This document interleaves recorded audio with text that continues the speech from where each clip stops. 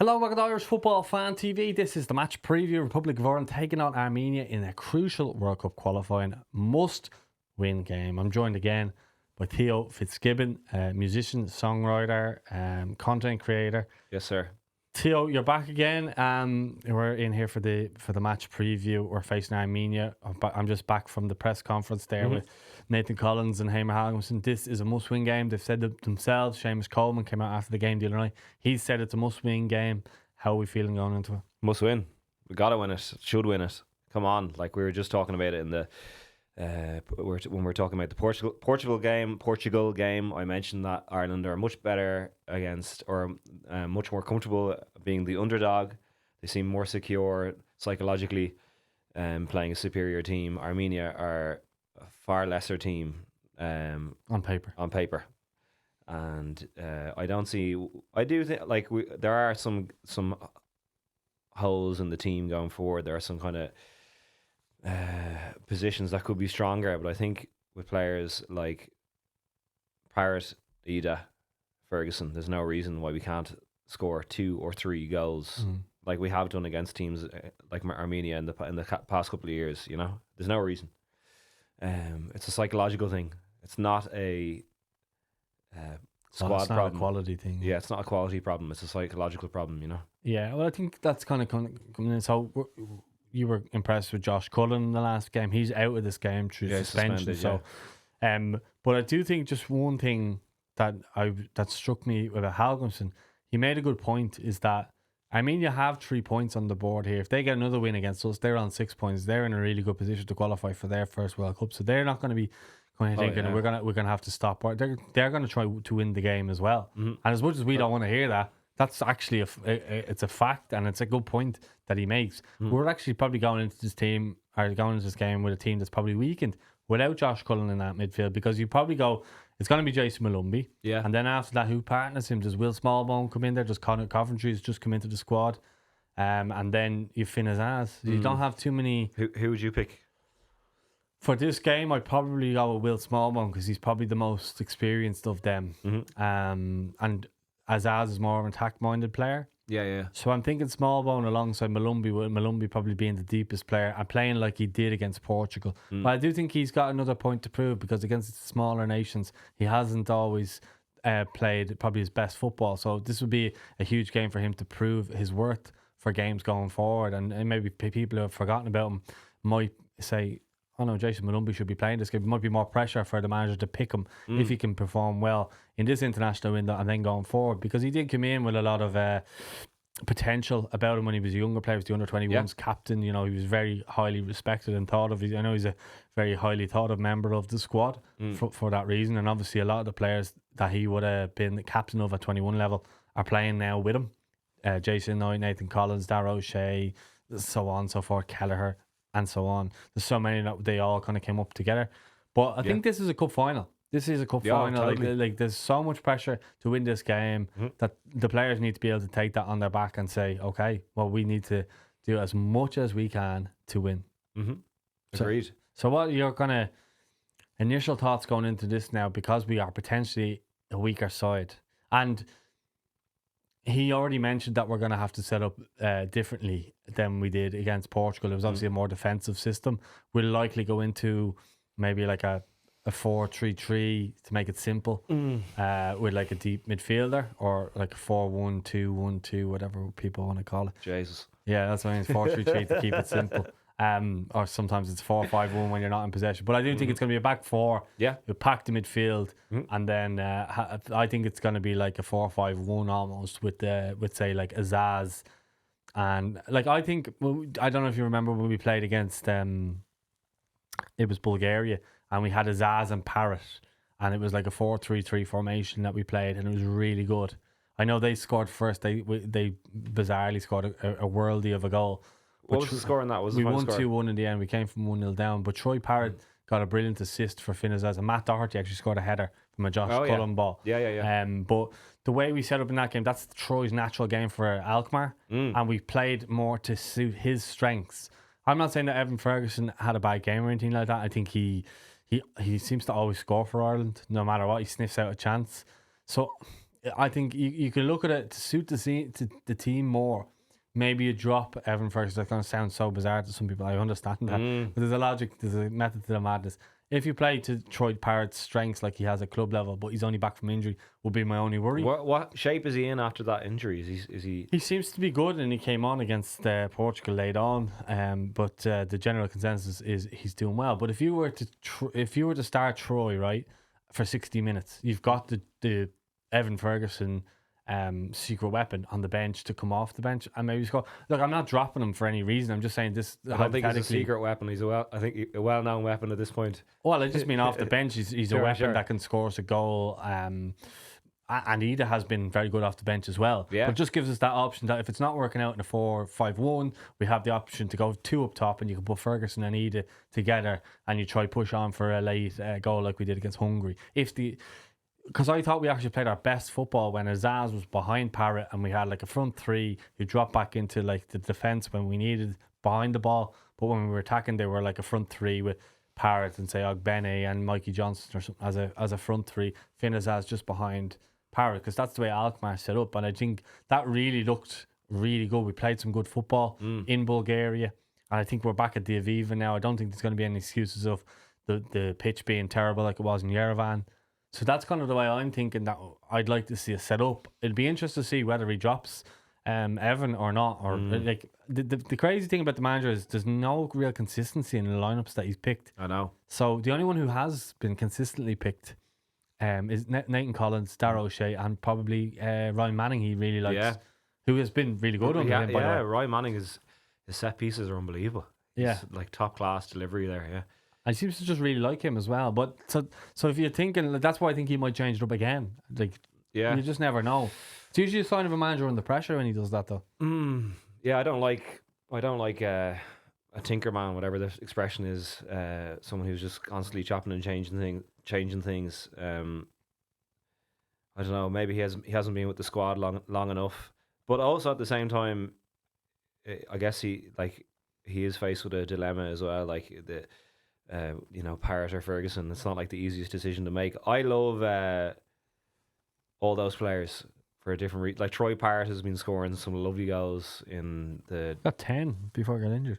Yeah, and some of them are gorgeous, like proper world-class finishes, very, like just silky goals, very, world-class finishes, like just great goals. I love Adamida as well. I think he's just so good at holding up the ball. I think he's a really strong asset to have on the pitch. Like the chances of keeping the ball in the right parts of the pitch with Ida are just, your chances go way up straight away as soon as he's on the pitch. Really like him as a player, and obviously Ferguson is Ferguson. So, I think. And don't forget, against Bulgaria, Finn Azaz held the ball on the edge of the box to play Ferguson. Yeah. 1-2 and then played him in and he scored. So that comes into my thinking too. I think he came off the bench in that one. So that again is my thinking that he might, not that Evan Ferguson done anything wrong against Portugal. It was never going to be a game for a striker for us to do well in. But if you're thinking of a player who you could bring off the bench to score that goal, if it's not working out for Troy, I just think it could be an option. Yeah, for sure. Azaz seems like a really good shout with Cullen being suspended, but you need someone who's going to tie down the middle as well, someone who's going to, like I said, I'm repeating myself a lot now, but someone to do the simple things over and over again, make the right decisions in the middle of the park, keep possession, keep I think that's going to be Malumbi on this occasion. Yeah. Or Smallbone. Yeah, don't forget Smallbone can be like technical.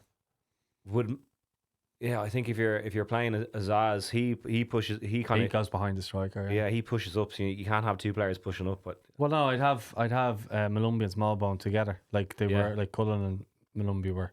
Gotcha. But it's a different formation than what we were playing. So like the other day it was like a 5-2-3 where we had 5 defenders, 2 midfielders, and then we had Festi, Ogbene, and Ferguson. What I think he'll do this time around is he'll mix it up where he'll have like a 4-3-3.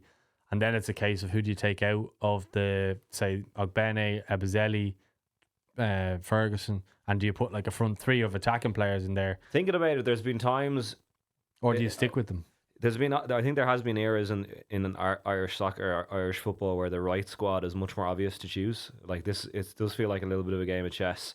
to get the maximum out of this group of players. There is actually Jack Taylor as well, but he hasn't really played much minutes since the last international window.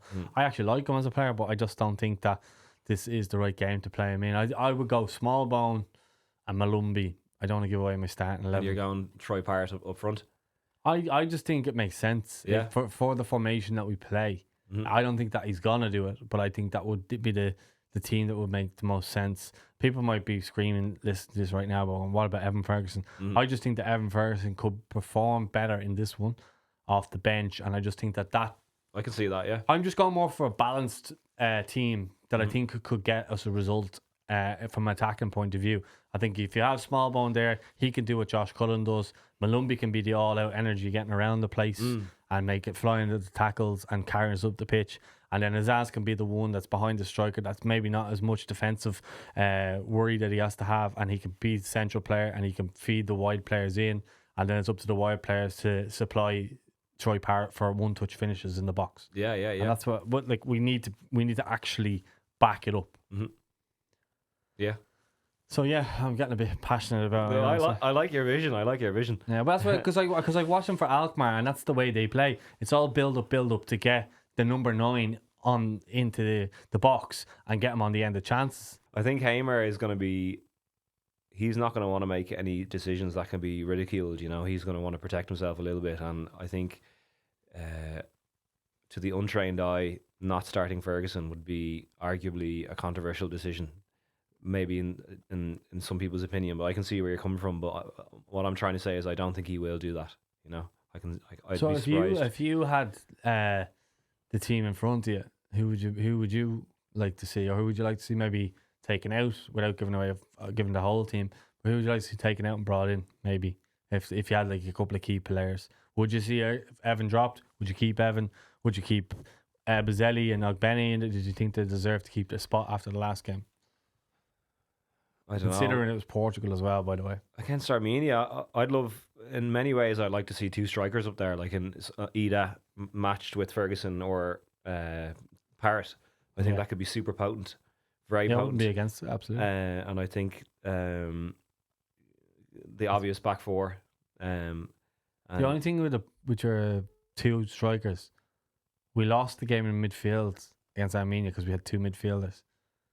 So that's why I'm thinking pack the midfield. Because we had 2 midfielders. Yeah, we just got overrun. Yeah. They obviously had more midfielders in there, and they were just playing through us. Yeah. So that's why that's kind of comes into my thinking. I didn't actually say that, so I should have said that. So it's actually a good point you make. But like if you're going with a back or a front 2, that takes away your unless you go with a 3-5-2. Yeah. And then you kind of, but then that's the same thing again. No, it's a bit of a defensive kind of move. Although you have an extra striker, you have an extra defender. So it defeats the purpose of it, I think. Yeah, I've thrown your team off here, sorry. I don't know. I'd even be tempted to go 3-5-2. I still, instinctively, I just think that if you can I don't know, Josh Cullen, it would be a more secure option in the middle. You do need that. You need that player who's going to tie it up and can be reliable and can keep the ball under pressure and pick the right move, make the right turn. I don't know. I just think get goals in. Just get the goals in, and I can just vision once we do get up to that final third, it's going to be much easier to pull the trigger with Ida up top with Ferguson or Parrott. I personally think we'll finish the game with 2 up top. Yeah, even in the last 35 minutes. I think last 40 minutes. Hungary, I think it'll go like that. I think we'll be chasing a winner that we need, whether it's 1-0 or 2-0. I think we'll be chasing the game. But I do think what we do need to do is play like we're a goal down for the majority of the game, because it seems to be whenever we go down, goal down is when we actually play. Just throw the kitchen sink at it for the first half. I think so, because like Hungary beat them comfortably. Yeah, the other day, as they should. I don't think Armenia is as bad as people make out, especially at home. I think they're quite good at home because they're used to the conditions. But if you look at their results leading up to that game, there was nothing happening. Yeah, I know. I agree with that, but I do think they have some good players. But I think at home they're a different animal than they are away. I do think we should be beating them 2-0, 2-1. I don't care. We need to get a win here, and I think if the players have a problem with people putting expectation on them, they're in the wrong game. I think. Yeah, for sure. I was looking at the group table. I was trying to figure out if we win every single remaining game, what's the likelihood of us going through if we win the next 3 games? Well, we'd be ahead of Hungary because they lost to Portugal. No, actually, it might be goal difference. They'd have to be Portugal, and obviously we would. But then I would think it would be level. Yeah, but we'd have to That's beat down to goal Armenia. difference. We have to be Well, at the moment it would be. They lost 3-2. We lost 1-0, so it's similar. It's just a goal in it. So just 3 cup finals in a row. Let's go. yeah, look, I don't see us beating Portugal, but what I do is if we can manage to get some sort of result tomorrow, I'm not looking past tomorrow because we have to win that game. It's not a certainty, especially where we've been playing. But I just don't understand when I look at like Northern Ireland. I think they're unbeaten in the last 5 games, and they're well managed, man. They're well managed. Well, I just don't understand how. I think we have a better squad than they do. Yeah. But they can continuously get results. I watched them last month, and I referenced this on I think it was one of the shows last week. And I said, you look at the way they played against Germany last month. They really put in a shift again. They lost 2-1 in the end. But I just saw a team that put in one hell of a performance. They went 1-0 up. They got their fans excited. Rudiger, I'd never seen him have such a bad game in my life. Serious, I think he's a world class player. And they had him right back, and once he got booked, once he plays badly though, it can go out the window with him. I've seen him have some shockers for Chelsea over the years, man. Especially when he first joined Chelsea. If he has a bad game, it can be really bad. Yeah, but since he went to Real Madrid, I haven't seen him have a bad game. And then obviously this was Germany though, but the way they were playing, and I was like, why can't we do this? We have better players, quality wise, I would say. I'd say so. Why can't we raise our game? Well, and I haven't how long seen has Michael O'Neill been managing them now? You know. Well, he's been there 2 spells. But my point being is more the fact that why are we looking at other nations with similar levels of ability that they can get up for games and we can't? Like, what is the stumbling block? What is the mental block that stops us from doing it? Are they just not good at working together? Even though a lot of them would have played together on the underages coming up, or did they not have enough time to prepare? Which is a fair, valid point. But I think it's a little bit of Stephen Kenny was, and I don't really have a bad word to say about him. It was an experiment in a sense, you know. And I think now we're not using an experimental model; we're using common sense again. Yeah. And I think when you're with a coach who wants to use common sense, it might potentially take a little bit of time to create the environment where everybody's up, you know, has their finger on the pulse of what they're trying to do, you know. It's not an excuse or anything, but it could be what's going on. And that's why I said, how long has Michael O'Neill been in charge? I know he had one spell and then he went to Stoke or something. And I don't know if it was Stoke. He managed someone in the Championship and came back. Fell out with James McLean, that's right. Did he? Yeah. I didn't know that. What happened there? I don't know. Probably the same thing that happened with us. So yeah, it could be a little bit of building their own institution, their own wavelength, you know. Yeah, but I suppose just to finish off on the preview, we usually finish off with a score prediction. So I'll bring it to you to see what you can tell me what your heart says and what your head says.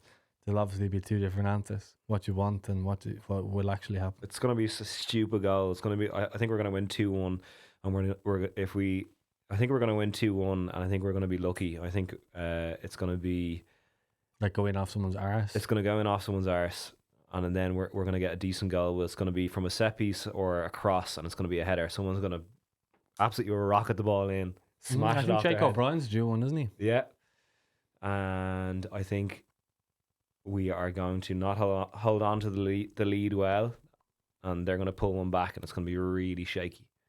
And then we're going to be delighted because we get the 3 points. Okay, I think it's a fair analogy. I'd go 2-1 as well.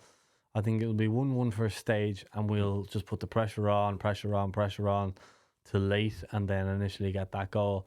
But he did say keeping a clean sheet is crucial today, so I think he will be looking to try and keep a clean sheet, and then try. That's to win. A weird statement. I'd forget about your clean sheet, getting the win. That's the must do. Your clean sheet always helps you towards the win if they don't score. But I get your point at the same time. I would go Jake O'Brien to score a late header to win it. Yeah, and I would go with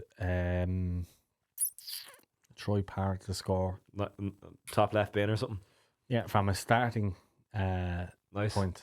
Cool. But that could be wrong. look, it could be. But the last number of times when I've actually guessed the team, I've gotten pretty close. Nice, yeah. So You should we'll start see. doing accumulators every week, make some money. Yeah, I'm not really a gambling man, but I'd back us to win tomorrow if I was. So I think, look, this is a chance for a lot of the Irish players to get back on side with the fans, because that's what they keep on wanting to do. So, get us back to the stage where we were at the start of the campaign when we were facing Hungary. The buzz was back for that game. There's a chance to get ourselves right back amongst it, because we'll be back on 4 points if we win the game.